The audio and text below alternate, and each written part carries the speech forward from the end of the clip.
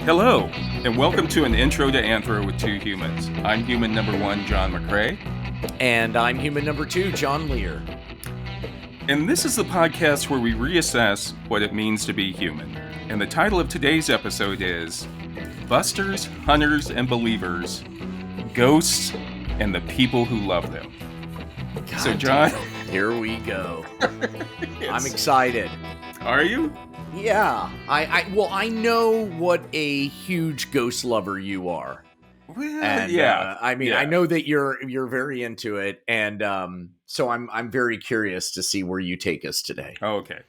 Yeah. Well, I know, in addition to that, it's also almost Halloween. I know. It's almost Halloween. I know. Here we go. The, Trick or treat. All Hallows Eve. Pagans unite. So I also thought in the tradition of 70s and 80s sitcoms, remember how they used to always do like a Halloween episode? Halloween, yes. I did, let's see, I feel like we did one for Jesse, that show that I was on. Did you? I think so. Yeah. I know we did they did all of the classic, like we did a black and white noir episode. Really? They had a lot of thematic stuff going on there. I think they just could not think of anything to do. Well, I remember the Halloween episodes used to be some of the most boring episodes. It seemed like they were trying to work it in. Yeah. It was never scary because it was always shot on like 3/4 inch video. You know, it wasn't. Except for The Simpsons. The Simpsons pulled those Halloween specials off, I thought. Was it the shinning or whatever? Remember they had that one with the shinning? Shinning. But yeah, the other was, and they never could, like I said, it's only 22 minutes or whatever. You can never really get into a good, scary story with that or build anything up. And the other thing that used to bother me as a kid watching those was, I think those episodes were just excuses for the costume departments to put together some really good costume for the characters. Hell yeah. And that's the funnest part, being on them. Yeah. We did a Star Trek episode on 10 Items or Less, which was fun as hell. And the only reason we did it was to get the cast in the costumes. Oh, yeah. But it was always like, you look at the costume, for example, on Happy Days. I remember like Richie Cunningham, supposed to be a kid in the 50s in Milwaukee, and he has like an amazing skeleton costume. Like, right. Like no way in hell a teenager in the 50s in Milwaukee would have that good of a costume. I know. Like my brother went as the Mummy and I went as Frankenstein, and all we did is wrap him up in toilet paper. And for Frankenstein, we just took a shoebox and cut it out so that it would kind of fit over my head. It actually worked pretty well. It looked pretty good. Yeah. Well, I was thinking like everybody would always go as hobos. Remember? So the hobo was like the easiest costume. You'd find like go into your dad's ashtray and find like a little cigarette, like a cigar butt in there. Yep. Mm-hmm. And then you get some charcoal from the Weber grill and rub that on your face. Yep. And then you get one of your grandpa's old hats, and suddenly you were a hobo. You were a hobo. Yeah, that's or baseball player. You go as a baseball player, cowboy. That was pretty easy in Kansas. Yeah. Baseball player was always good because that was your uniform that you had worn in Little League. Yeah, a couple months before, so you just put that back on. Put it back on. Well, we used to change outfits. We'd do the circuit, come home, change, do the circuit again to get double the candy. You never did that? Oh, I never did that. I was honest about it. Jesus, what's wrong with you?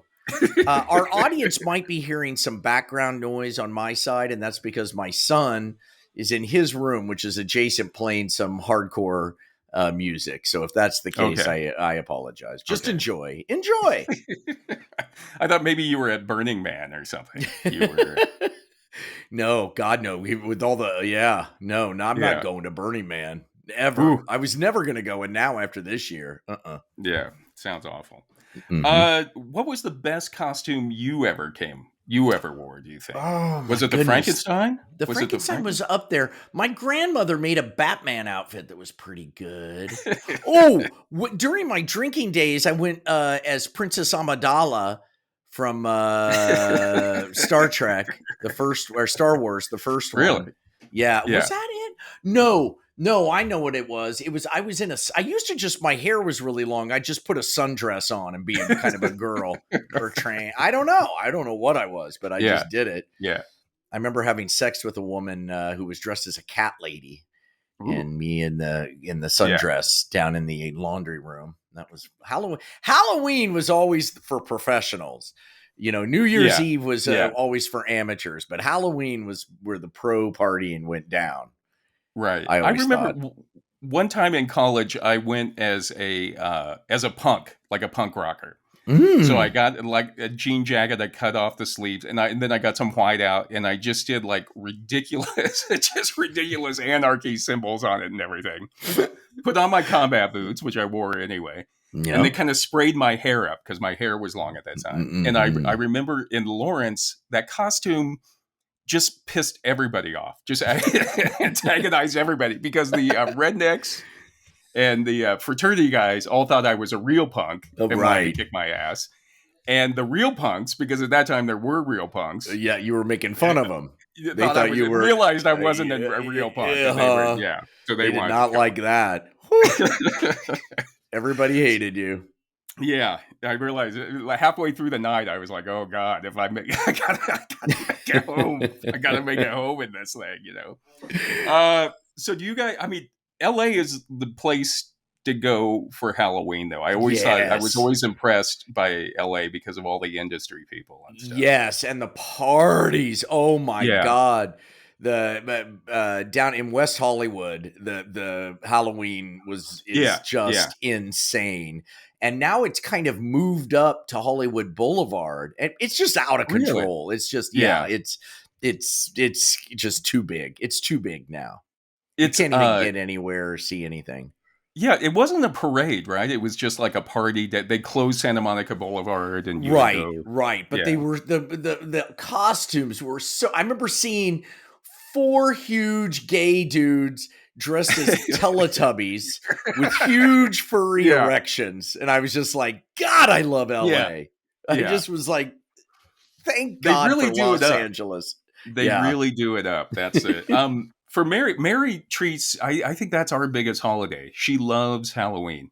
So she like really decorates our house and everything. But are you guys doing anything this year? Do you do the house or do you? No, we'll have candy. We get a lot of kids. On our street, so we'll do candy. Really? But I don't know. The kids are 15 and 17, so I don't know. They're just going to go out and I don't know what they're going to do. God knows. I think you got to stay home. I did in high school. I don't want to know. Just come back alive.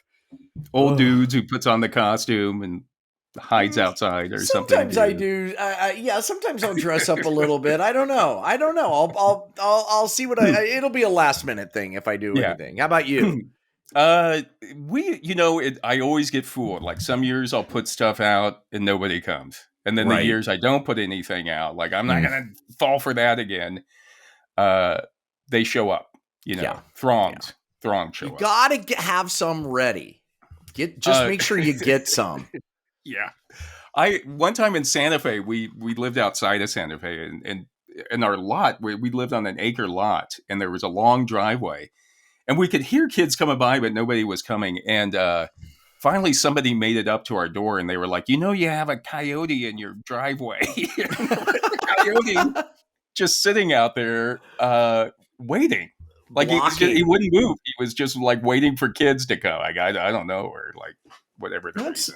God, that's an omen. Yeah.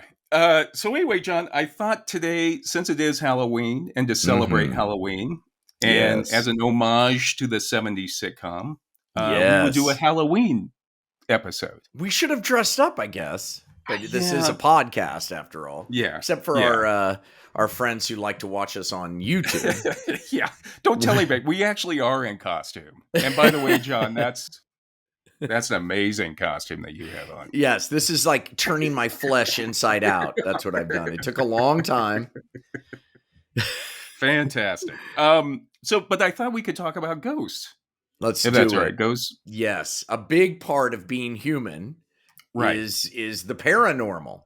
Right. And also, who knows? We may all at some point end up being ghosts. I don't really know. I'm keeping an open mind about it. But just so you know, in 2001, a Gallup poll found that 38% of Americans believe that ghosts exist, and 13% said that they had experienced a ghost. I feel like it's higher than that. Well, that's the thing. That was in 2001. In 2019, an Ipsos poll found that 46% of Americans said that they believe in ghosts. So the number of people Wow. believing in ghosts is going up. And the only thing I can think of is at that time you've had ghost shows come along, the ghost hunting Yeah. shows. The ghost hunting shows and the internet, Yeah. because you can, Yeah. wow, that's pretty amazing. 46%. I mean, that's stunning to me. That half the If you people. were to ask me if I had to decide, I would say no. I would say I don't believe in ghosts. I've never had an experience. But I Really? know a lot of people that I really love and respect who have. So what do I Yeah. know? Yeah. I'm, Yeah.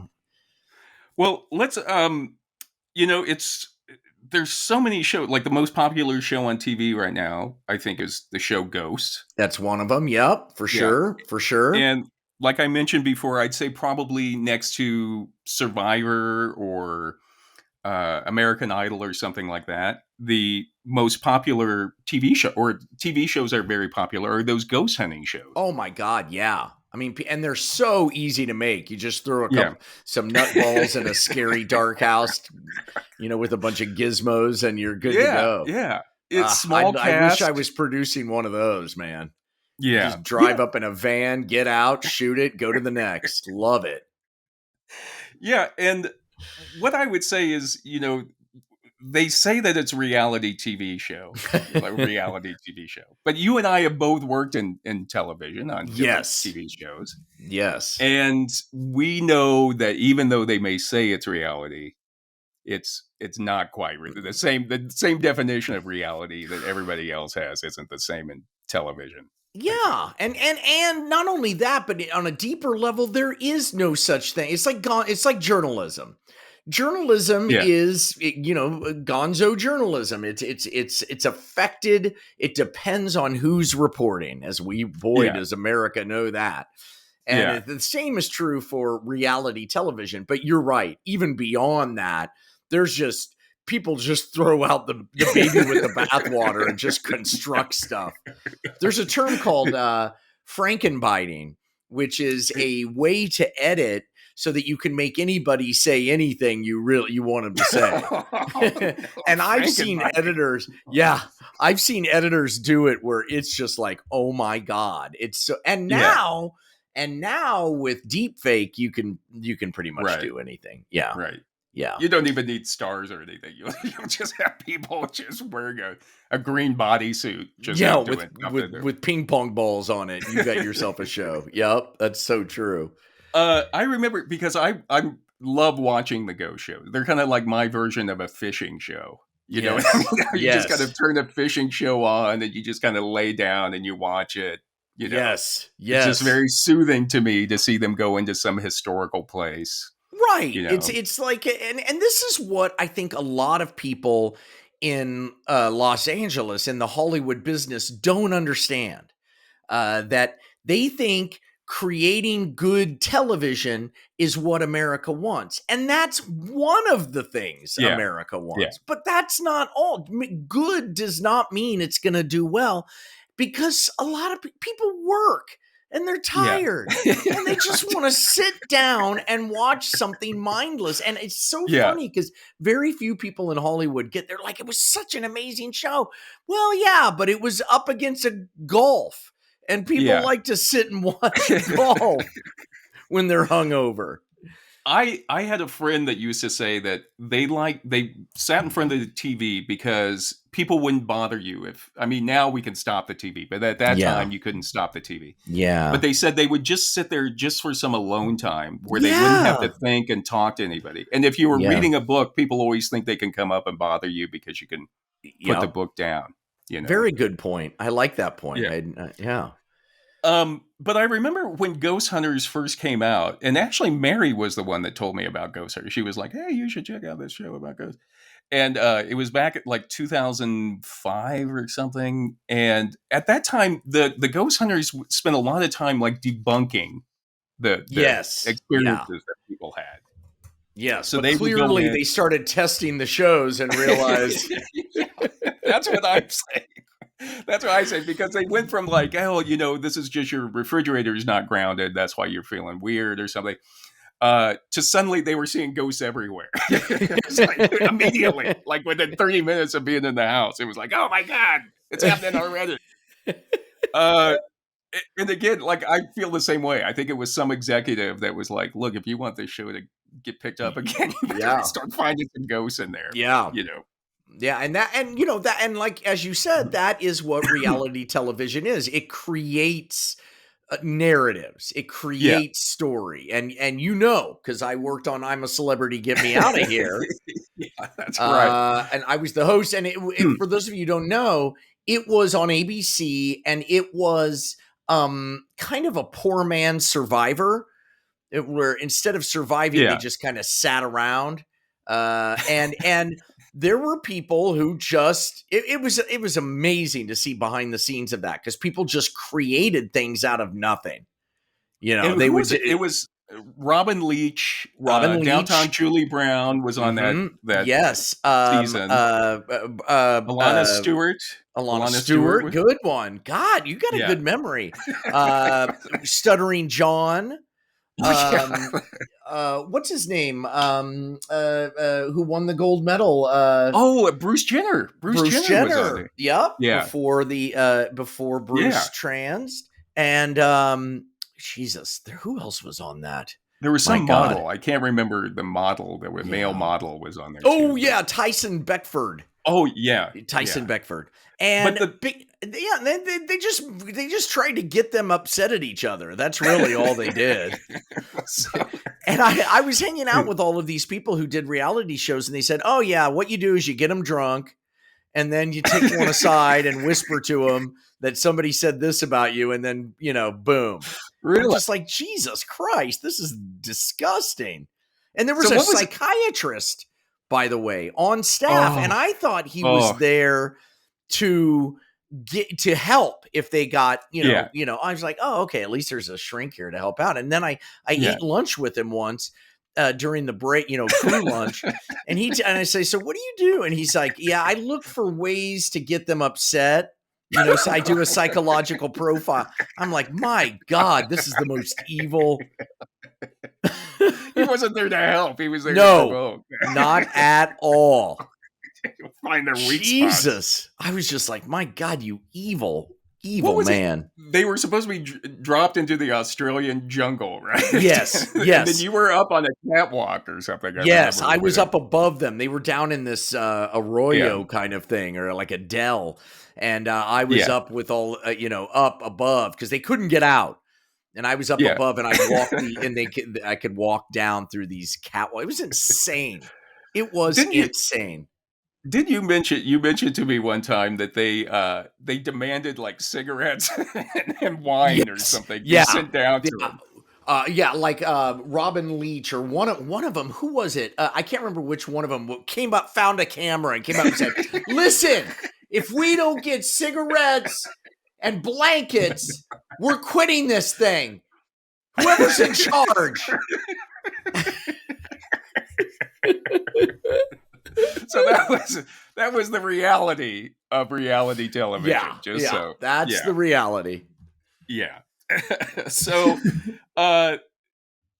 just for the point of transparency, you've already said that you don't believe in ghosts, or maybe you don't. I do not believe in ghosts. Yeah. I mean, I don't. I guess I'm sort of agnostic.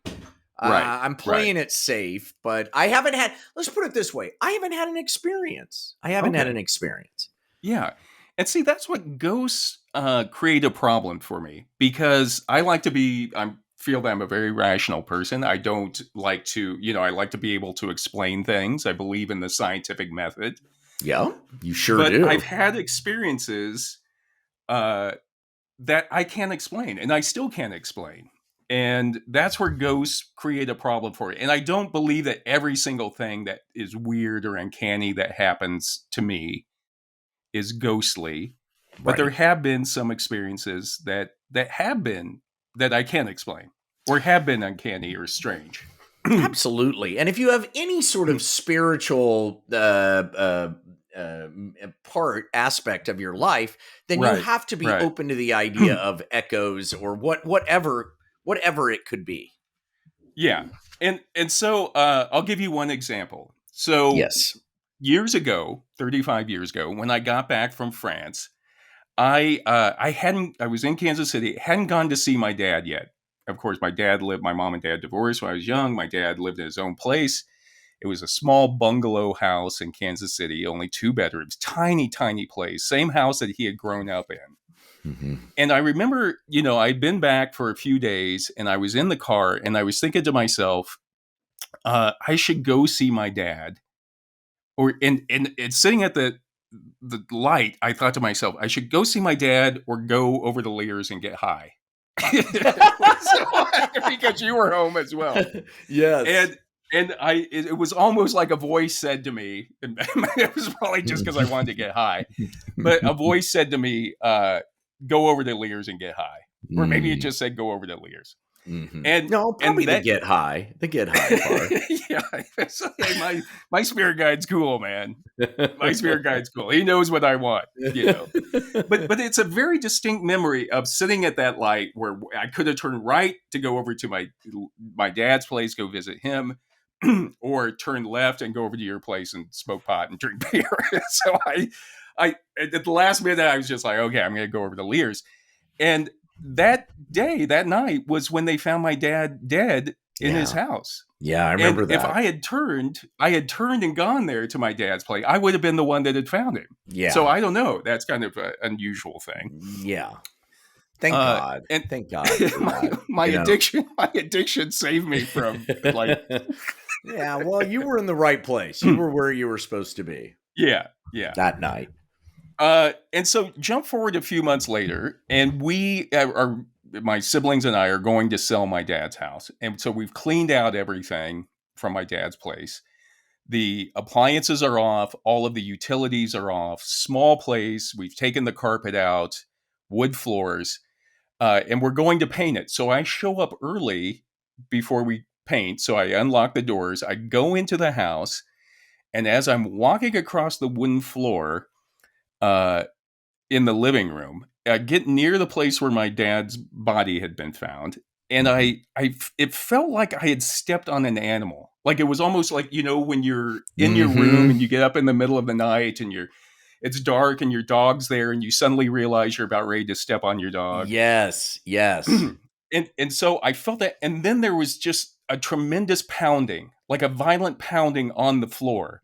Wow. And the sound of like newspaper rustling too. So it was like newspaper pounding on the floor to where I felt it on the floor.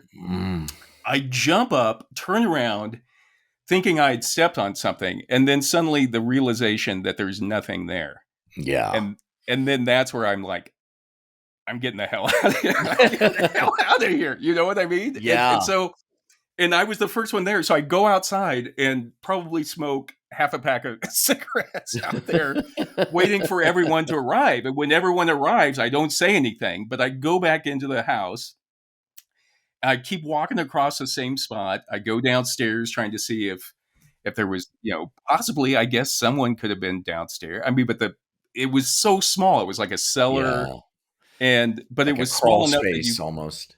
Yeah, well, I mean, you couldn't reach up. You would have had to be really tall to reach up. Oh, And I pound on the see. floor. I see. So there was no hard. chance. Wow. Yeah. And so all of this time, 35 years later, I'm still asking myself if what I experienced was objectively real. Was it some sort of spirit, possibly my father? I don't know. Or was it still just some sort of subjective reality? Which they're both interesting to me. Yes.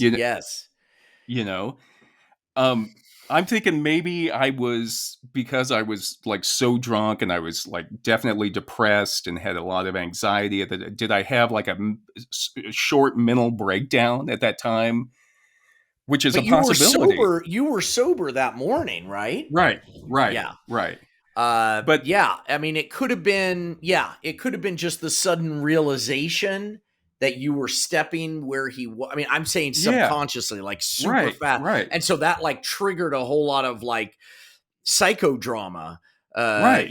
Causing you to leap up, and then this cacophony of noise could have been In my head. whatever. Yeah, it could In have been my in your head head. for all. Yeah. So that's what I mean. So that's where I talk about where ghosts create a conundrum for me because I've Yes. had that experience that was very real, really freaked me out. Uh, and I don't know.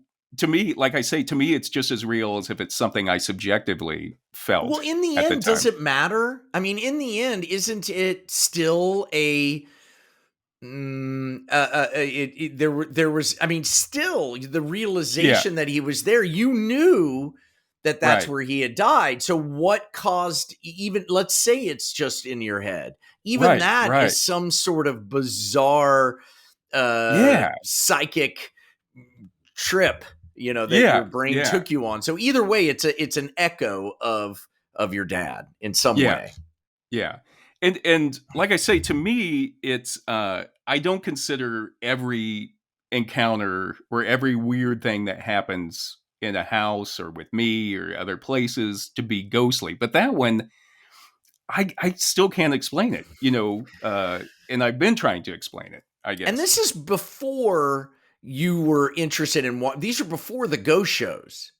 These were So before the ghost shows, yeah, yeah, so years your before. attraction to the ghost show Yeah. are really kind of like trying to figure out what the fuck Right. that was in Right. some ways. Yeah. Yeah. And I will say, since I quit drinking and because it seemed like a lot of like weird things happening at the time, but Mhm. I've noticed that since I quit drinking and got on antidepressants that I don't have as many uncanny experiences. So Well, because that may be a well, clue we're to what both was it. drugged. We're both on psychopharmacology. Yeah. We're barely here. Yeah. Yeah, we won't remember any of this what we're talking about, by the way. Right. We've been Yeah. basically lobotomized. We'll And just go I back and and sit I in front of the welcome it. TV. Yeah, Yeah. I'm all for it. I do not want to go back to those days. They were too Surgery, take intense. me away. Yeah. Yeah. Yeah. Yep. Just keep giving me those But Wellbutrins. you guys have lived in a lot of old apartments in LA, a lot of old Yes. houses in LA, Yes. and I I'm mean, sure we lived in you're, an apartment building that was in the 30s, very famous El yeah, Mirador, where I'm sure, I mean, it was hardwood floors, and I mean, but if there should be a haunted yeah, apartment building, that would be it. right. And no, I never felt anything. But I'm Really? kind of oblivious. I think it's just Yeah. I barely feel reality. I barely experience reality. You're just I just you're think unaware of what's happening in your environment anyway, yeah, is what you're saying. yeah. I don't know if I'm Yeah. hot or cold. I don't know what's happening. So Uh, so anyway, but ghosts have been part of human experience for centuries, for millennia, probably. we're fascinated by it. Right. And in her book, The Element Encyclopedia of Ghosts and Hauntings, Teresa Chung says that she even talks about how Pliny the Younger, who was a Roman philosopher in the second century, uh, told a story about a house in Athens that couldn't be rented because of a ghost. So they were already talking about ghosts Mm. back in the second century in I love that Athens. name that what is it? Pliny Pliny the Younger, I think. the Younger. I want to be called Yeah. John the Younger. For another John Lear that you could. I guess I should have named my son John the Younger. Yeah, you could have been John the Elder.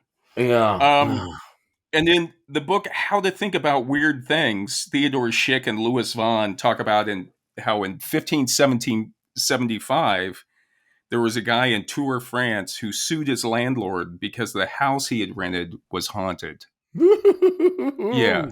So that's in the 15th. So you have the Romans who were like pre-Christian, talking about the ghost. And then you have in the 1500s in France, somebody else talking about the ghost. Mm-hmm. And apparently that the landlord's argument in court was that ghosts don't exist. So, and then the tenant, his argument was he quoted like Pliny and the other like Roman philosophers who had talked about ghosts. And the judge found for him, because he was like, oh yeah. It Well, seems like, it's funny because my wife was looking at buying the horror. What is it? On that FX show, the horror American Horror Story house. American Horror Story. Yeah, the original American Horror Story house. My wife was looking at buying that. It was like a compound, and we were going to move into part of it and fix up the rest of it. And and the reason she was going to be able to get it at the deal that she was hoping to get it was because the people who owned it were suing the real estate agency because it was haunted. No. Yes. Really? Yes. Really? They said crazy stuff happened there. But the Lehrs, we were all like, all right, whatever. We'll move in. We won't notice it. Yeah, it's a pretty nice place. Impress us. Yeah, go for it, Ghost.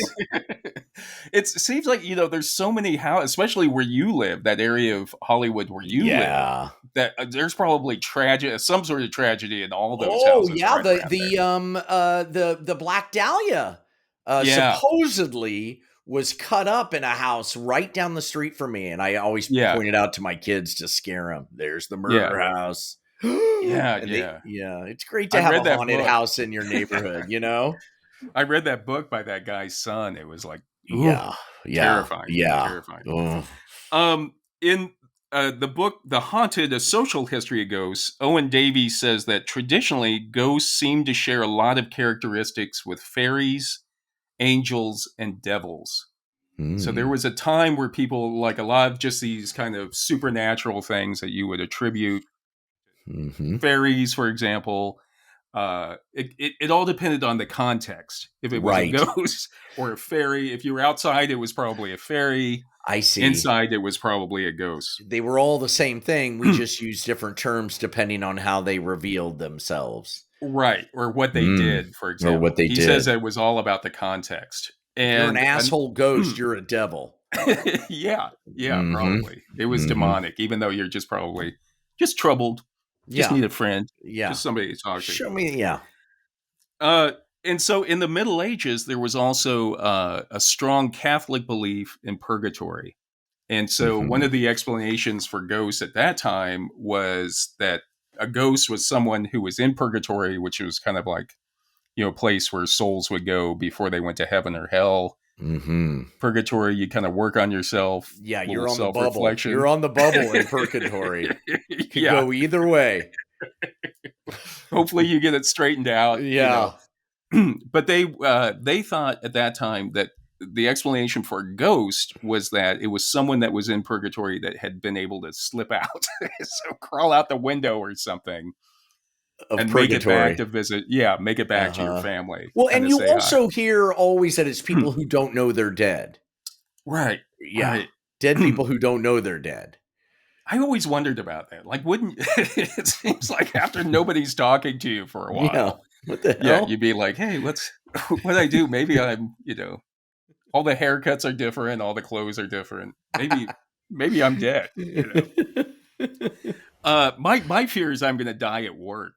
And I'm gonna have to stay at work for all the time. And stay there. Oh, Jesus. Yeah. God, you're right. Yeah. You're just stuck in the shower. In your cubicle. I'll be on traffic on the 405. Just stuck in traffic for eternity. Well, there's that M. Shyamalan, M. Night Shyamalan movie, the good one, the one good one he made. Oh, yeah. Sixth Sense, right? Yeah. Where everybody's seen that movie. Yeah, you haven't seen it. Anyway.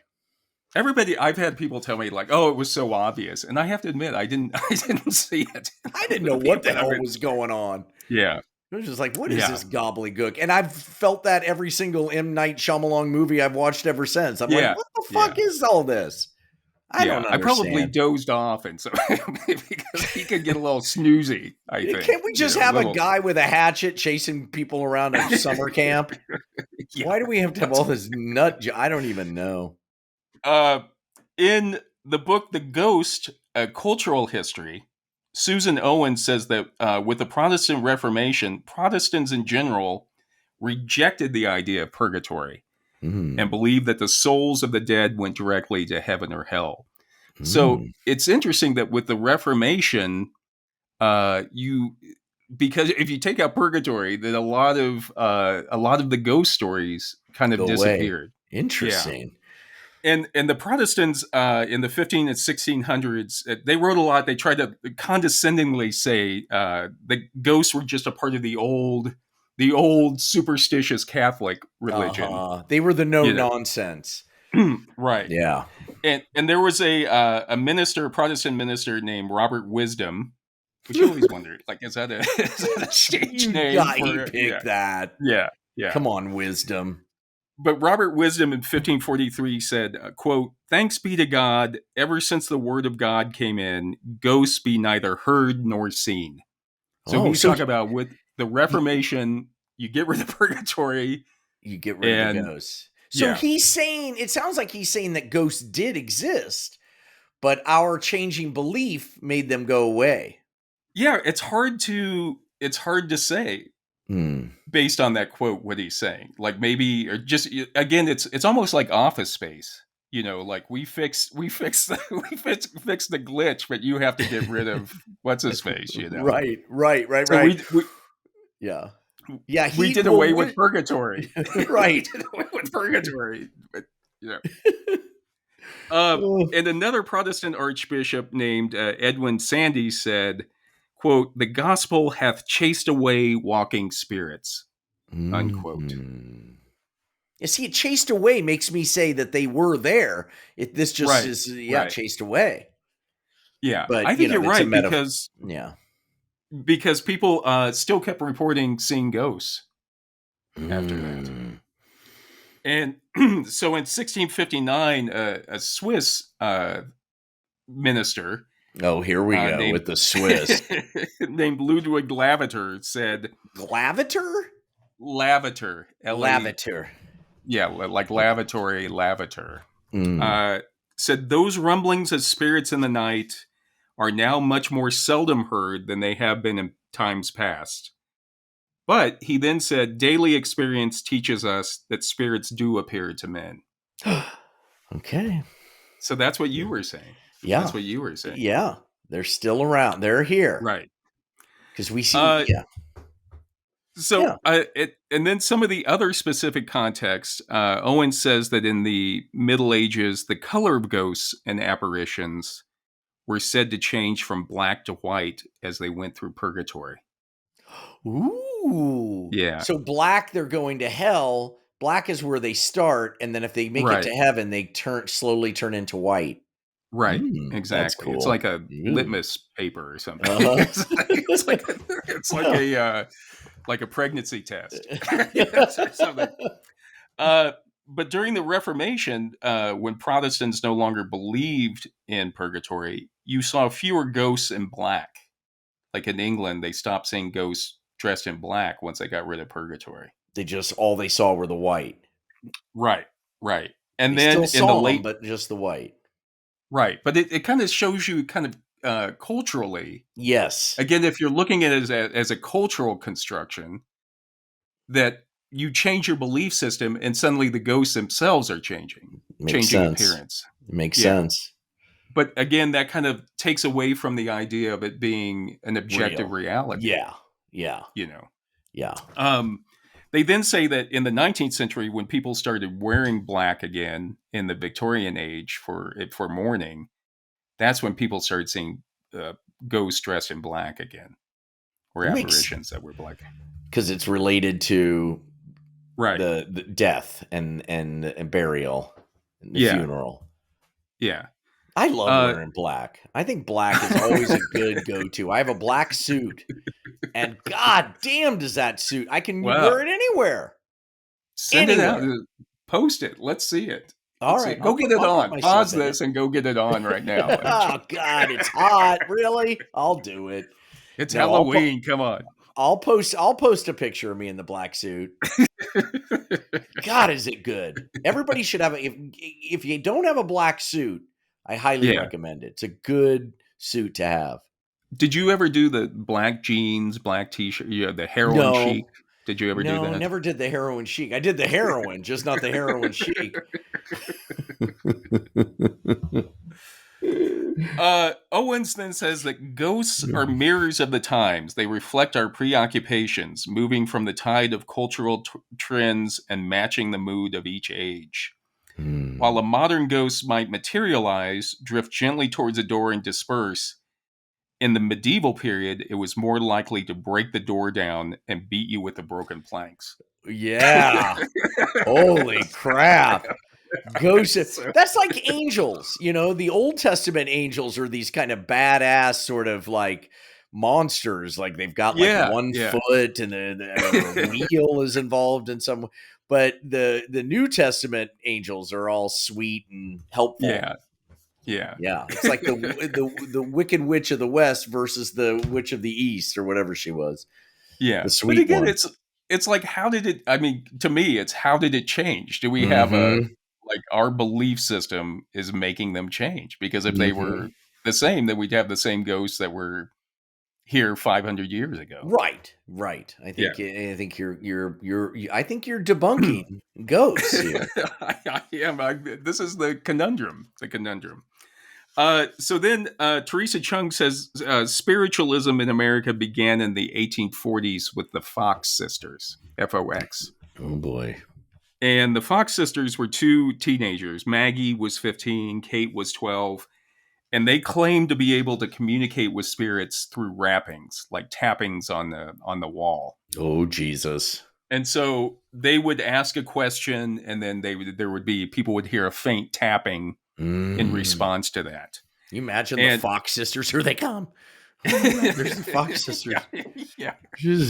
And they became media sensations in the 1840s and 1850s. They toured around. They made a lot of money. And it was after the Fox sisters that people started doing seances. Like, people really took the Fox sisters as the first ones. Right. But then everybody was doing seances and trying to communicate with the dead.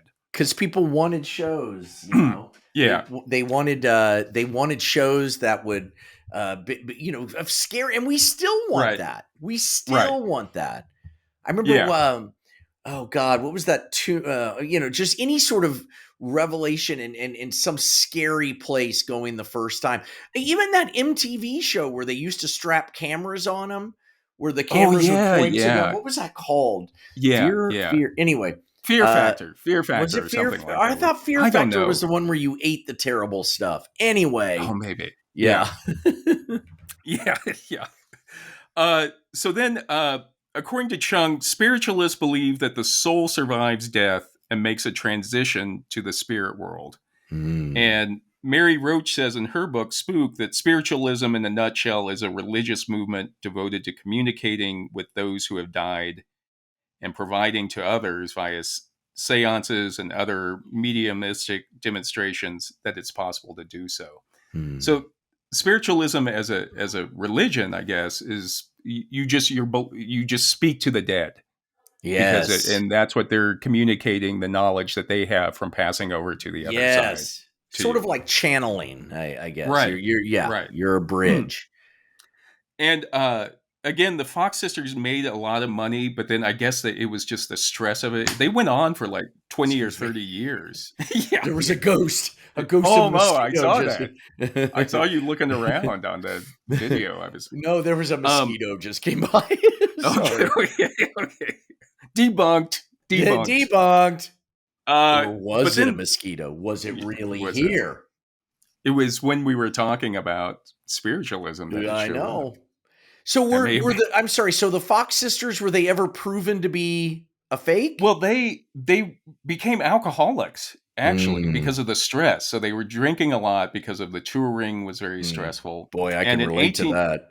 Yeah, it was rock and roll, man. They were rock and rollers. Yeah. In 1888, Maggie Fox actually confessed that it was all a hoax, that the way they were doing it was cracking their toe bones, their Oh my toe God. knuckles. Oh, so they Yeah, were using their toes to make the popping sounds. right, Jesus, exactly. they And you must know have been they, able to crack their toes pretty loudly, I because know, you didn't have microphones back then. right, right. Damn, But Maggie, but you know that's they had almost the, worth it. yeah, they had I'd the pay hoop just dresses probably. I'd You pay know, just to hear her bones crack, even knowing that's what she was doing. I'd be like, Jesus, those yeah. Fox sisters can pop their toes. If you're into that, if you're into Yeah, that I'm sort in. of I'm in. I want to toe hear it. popping, rhythmic toe popping. So That's what it's, God, it all came down to toe popping. Nobody figured yeah, it out. isn't that Yeah. funny? And we were stupid. And even after she confessed and said that it was a hoax, other spiritualists that were around at that time uh, all said that she was she was making it the confession up. They were saying that Yeah. no, this really is true. We don't know what she's saying. It's because she's a drunk. You know, all of the, Yes. yeah, Yes. Well, that's true for any conspiracy theory. right. Yeah, even when it's revealed, there's a conspiracy behind the revelation. Yeah. You can't debunk it. Yeah. Once it's started, you can't stop it. Yeah, You can't stop. just got to let it die. Uh, and then even like uh, Harry Houdini in the 1920s looked at spiritualism, and there was a lot of fraud and deceit and trickery associated with those seances and with a Right. lot of the performances. And Houdini Um, tried to debunk it, or yeah, he he was was trying to. debunking it. Yeah, what an interesting dude. Yeah, God. yeah. But I think it was in the 1920s that Scientific American put out like a prize money for anybody that could prove that spiritualism was real, Hmm. and nobody ever claimed the money, Yeah. because they could always prove that it was fraudulent. People tried, Yeah, but yeah, yeah. yeah. So the thing is, if ghosts do exist or ghostly experiences do exist, what exactly are they? You always And feel cold. That's what well, everybody says. yeah, Except yeah. you heard newspapers. I've never I heard heard that news. before. The newspaper thing was the weirdest part of it. I mean, Well, it was your the dad read pounding. the newspaper every day. Exactly, Mm-hmm. exactly. But it was like somebody like straightening out the newspaper, like violently straightening out the newspaper. Mm-hmm. He was pissed because he was reading the Yeah, newspaper on the floor there. yeah. And I disturbed him. I walked on Yeah. him or something. I don't know. Oh. In their book, How to Think About Weird Things, Theodore Schick and Louis Vaughn come up with a few hypotheses as to what ghost hauntings may be. Okay. And the first hypothesis is, well, we accept that ghosts are real and they're caused by disembodied spirits. So we just accept it at face value as to what we're experiencing. Mm-hmm. And they say that, while this is an easy explanation, there's some problems with it, which is, first, which is first of all, if ghosts are not material, meaning if they've left the physical world, how is Yes. it that we see them? Yes. You know what I mean? Yes. Uh, and then also, if they are, part of a physical reality that's different from our physical reality, Mm-hmm. then we should be able to like scientifically monitor them, or with scientific equipment be able to, determine that they're there at least. Mm-hmm. You know. Mm-hmm. And I think probably people who believe in ghosts would say, and I'm not saying I am, I'm not saying I'm not, but that would probably say, well, science just hasn't produced the right tool yet to Mm-hmm. Which is determine if they're very there. possible. Right. I mean, it could be, for example, if you're a piece of paper, you only know Yeah. 2 dimensions, right? A super thin Mhm. piece of paper. You only know 2 dimensions. So if you put an orange in that plane, you only see the orange Right. that's in that one plane, and you don't see the whole orange. So, Interesting. maybe this is some sort of reality that maybe it has nothing to do with dead people. Maybe Right. it's who knows what the fuck it is. Interesting. That's a good way to look at it. Some people say too, like they think the answer might lie in quantum physics. Like the more we look at quantum physics, where you have certain ions that or particles that respond differently when they're seen, like when they're being observed. Yes.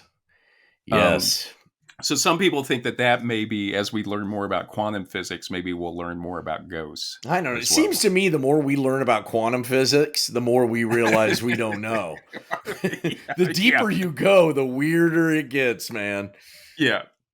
We went from like knowing a lot to like suddenly it's like, well, now we're back to where we don't know anything. I know. Einstein was close to putting it all together, Yeah. And then string theory sort of ruined all of that. There. Yeah. Just stop there. Just stop. We got it. It's with atoms and electrons. Don't go any smaller. The other thing that's interesting for that theory of like if there really are ghosts who are like on the other side. One of the arguments people offer against it is ghost clothes. Like, how do clothes, if we see a ghost wearing clothes, how did the clothes get over there? Yes. Because obviously the clothes aren't part of the spirit world. Right. But maybe it isn't the it's sort of like a Rorschach test. Are you really seeing a ghost dressed in a funeral, clothing? Or is it just this weird apparition in your brain is trying to make sense? Yeah. Well, that's what people talk about. That's one of the arguments against it. Like, well, is there like a clothing store over there where ghosts can you go pick out their ghost clothes or pick out their ghost cane on the other side? Let me see you. Turn around. Let me see. Yes, that's good. Good. All right, go on. Go manifest yourself on the other side. The second hypothesis that Schick and Von talk about is the stone tape theory.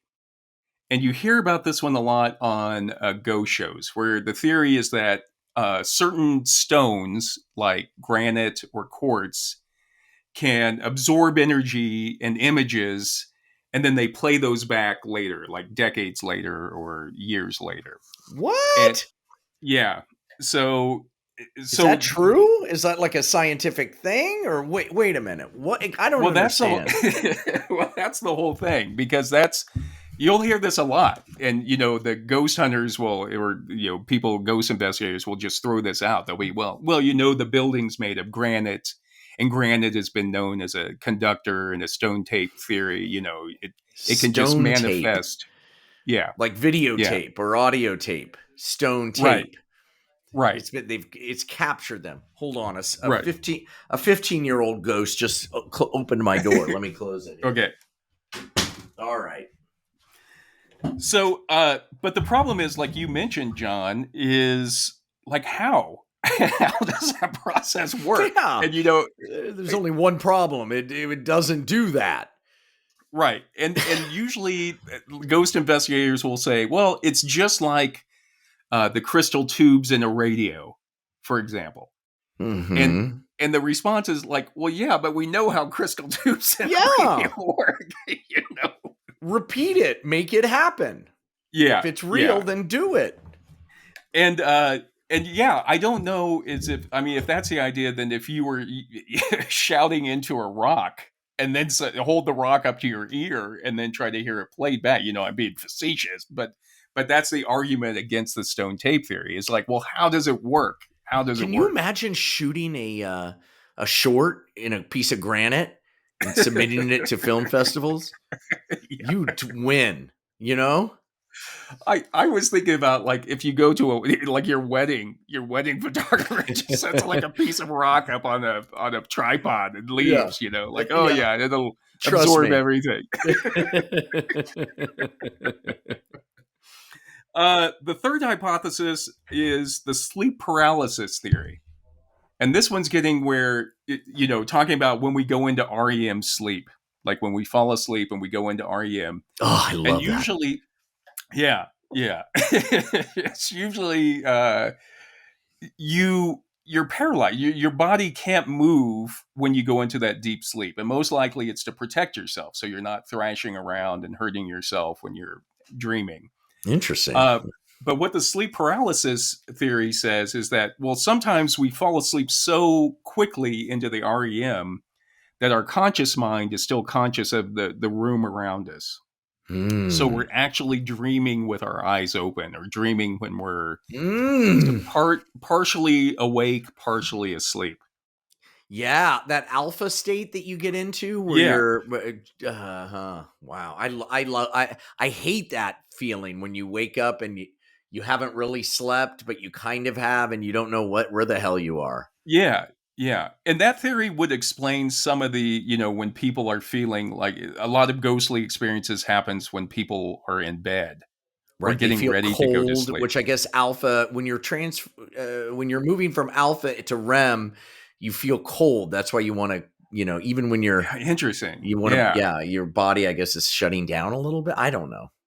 Yeah. Yeah. But it's also like why, when people report, well, I felt a presence over me and I Mm, couldn't move. I felt like mm. something was pressing on my chest. Well, it's because your body is in that deep REM, but, we're You like don't know paralyzed for it. that time. Right. Uh-huh. That's Exactly. interesting. Yeah. Jesus. The fourth hypothesis is just that ghost experiences are the result of environmental factors that Hmm. we're personally interpreting. Yes. My So, my and my Rorschach thing, like some yeah, weird group, there are a bunch of gnats that flew by, and you thought it was something else, or just out of the right. corner of your eye, or yeah, which makes Yeah. sense. It makes sense. Yeah. Oh, I I would, smelled something of my bedroom, my childhood bedroom. Okay, yeah. yeah. It's just, it's really happening. It's a physical, something that's happening physically, but it's just Mm. your brain is having trouble interpreting that. Hmm. And so you I go agree. to it and you say that, well, maybe it's a ghost But at that why point. is it important to us? I mean, if ghosts have been a part of humankind, why Yeah. what is it about us that we need that? Because there's something about ghosts and the unknown that we like. We like to Yeah. be scared. We like Right. to be in the in we like to experience the unknowable. Yeah. Why is I that? I don't know. I mean, kind of going back to our episode on fear of clowns or something. Is there something we like confronting that kind of Mhm. fear uh, makes us feel more alive? Do we want to feel that there's something like what happens now is going to continue on, that we'll get to see Yes. all of our family members later? Yes, And because fear of death is the biggest, is one of the biggest. yeah. Probably that and public speaking. Just people are terrified of that. Yeah. But yeah, so maybe it's a way of like trying to find explanation to try Right. that you're right, that we never leave. But there is this macabre, this idea of being scared, whether it's on roller coasters or Yeah. horror movies or ghost stories that we feel alive by feeling fear of death, by Right. entering Right. that fear. It makes us feel alive. Yeah. It's Yeah. so I don't know. creepy. Um, and what's interesting is a lot of the experiences that people have. For example, my experience was when I was alone, but you do have people go out in a group to like a cemetery, or they Yeah. go out in a group to what's supposed to be a haunted house, and it's a Yes. shared experience. It's a Yes. shared, and everybody's affecting everybody else. Everybody like, oh, Yes. somebody heard something. Oh my God, we all have to And it's run or something. fun, yeah. Yeah, There is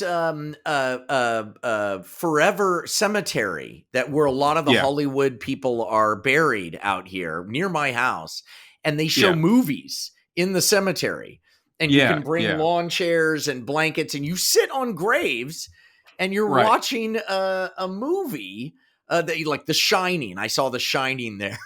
Yeah, And yeah, everybody's in such a good mood. It's fun. It's yeah, I guess it's the way we kind of have to hit the reset button. Because if we're afraid of death and it takes over, then we're unable to do anything. We're unable right. to do anything. So somehow entering that flame reminds us or allows us to to live.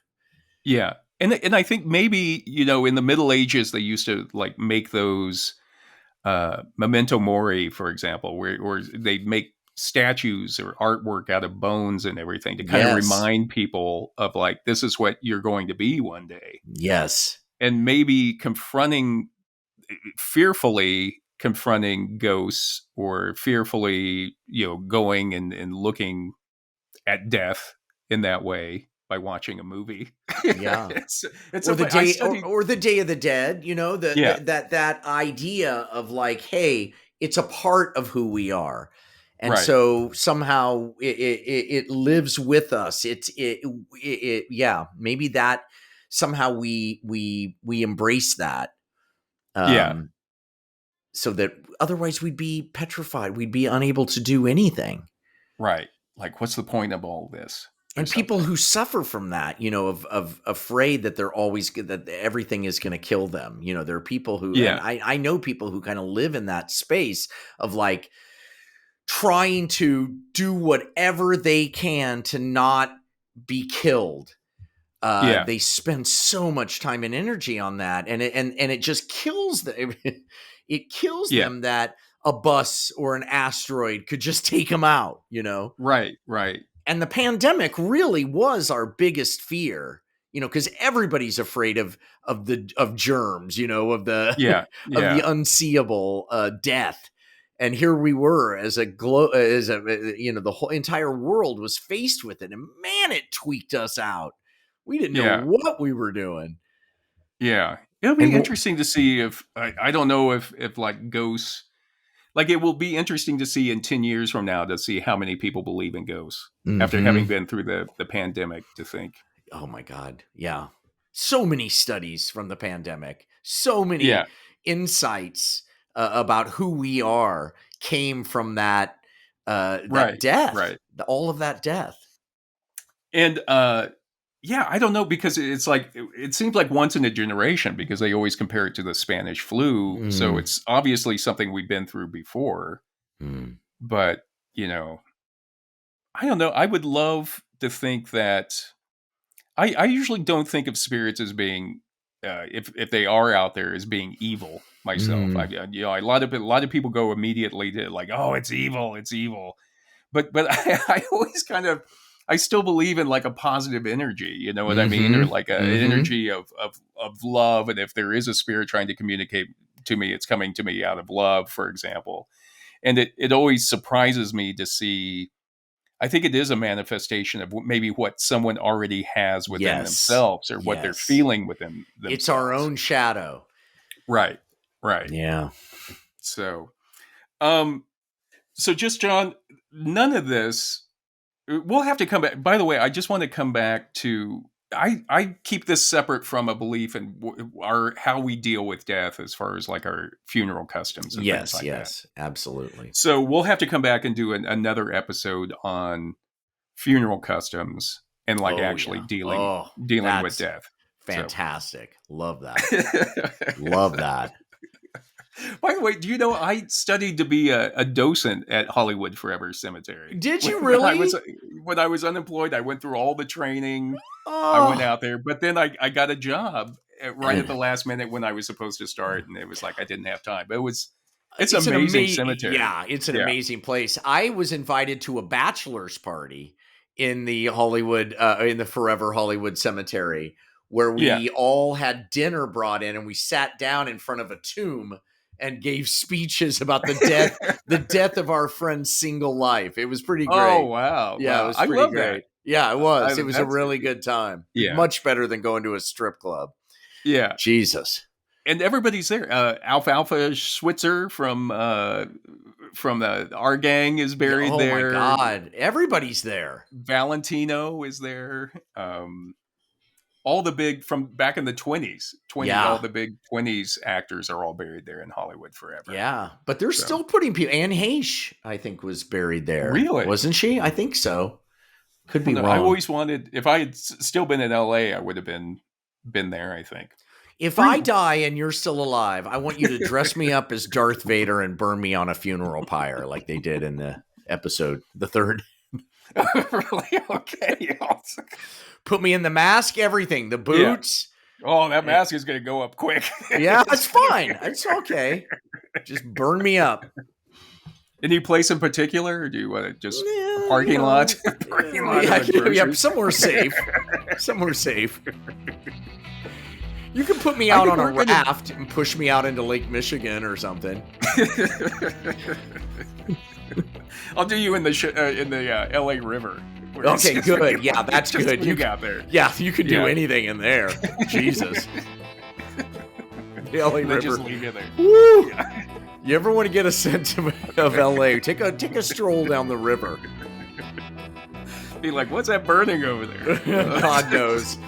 I was shooting something there just recently in the LA River, and I tripped over something. I looked down, and it was an old Nintendo console, like one of the early ones. Like, how the hell did this get down here? It was thrown in the river 50 miles upstream, and it's slowly, over the last 3 decades, been working its way out to the ocean. It's so nasty. Oh, God, is it nasty. All right, Judd. So in conclusion, I'll read a couple of quotes here. Teresa Chung says that ghost investigators have found that in the majority of cases, there are natural explanations for sightings, but that still leaves a tiny number, perhaps as small as 2%, that just can't be explained naturally, however skeptical or unconvinced the investigator. Yeah. So I'm kind of like, that's in awesome. my mind, that's the best thing about ghosts. Right, is that there's a couple of them where you're like, what the hell? Exactly. And I'm like, look, most of them I'll explain away, and I encourage people not to take every single uncanny thing that happens to you to be supernatural. Dig in there and look for a reason for it. And then if you can't, and then I'm not talking about like just look like, oh, I'm going to real quickly, and then like, oh, well, it must be a ghost. I'm talking about like really think about it, because again, like we were talking about, the subjective reality is just as interesting as the objective reality. Absolutely. And there's humility in that. We don't know everything and never will. And it's nice. That's nice. That's a thing to embrace, I think, is that the universe is always going to be unknowable. One step ahead of us. Yeah.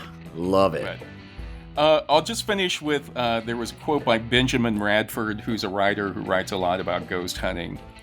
And he says, ghost hunting is not about the evidence. Instead, it's about having fun with friends, telling ghost stories, and the enjoyment of pretending you are searching the edge of the unknown. So it's kind of like what you're talking about, just a shared experience. 100%. What's more human than that? Right.